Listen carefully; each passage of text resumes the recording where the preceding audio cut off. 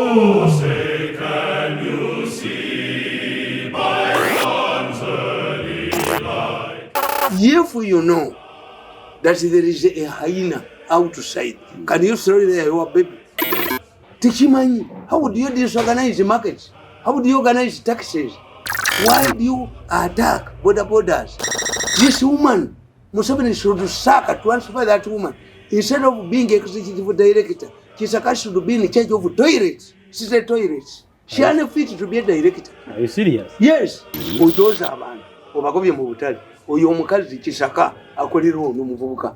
Agobye mu wino. That's a good direction. Chino mutoko chiringo a buff.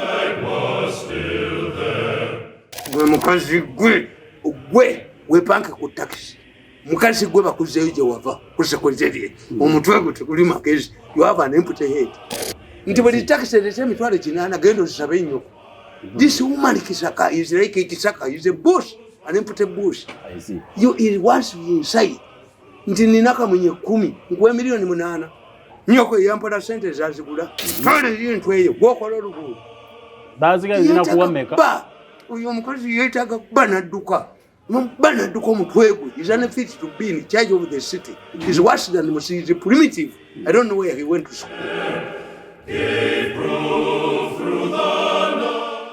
Ndio kwata bakoza abajoze enshi tubatwale mu balalwe butabika tubagaliremu nabala tubawadde enjaga babakolereko factorization bino akanakalema akono mukazi wa site akaba no bamole abo balitoke abajoze enshi bajja kubayola babateke mu balalwe butabika nga babawadde enjaga babakoleko factorization baba kazi bano batunyoze nnyo abakazi batuyoza abakazi bweba fuwa mu chupa bweba nyala mu chupa batumalishulira ne bujunga nakalimo najoga abantu yebamba nakola ati mole nakwate meri y'abantu nti ayirayo hotel even if you attack my son whoever I say woman who gave you the money on my phone I've already conversations even those women who participated naba mwenja pata n'amajinja gaba malamu ebanja lyo mwenge ligwa na mwenge abakazi bano nja barakako ate bagenda kunkola ki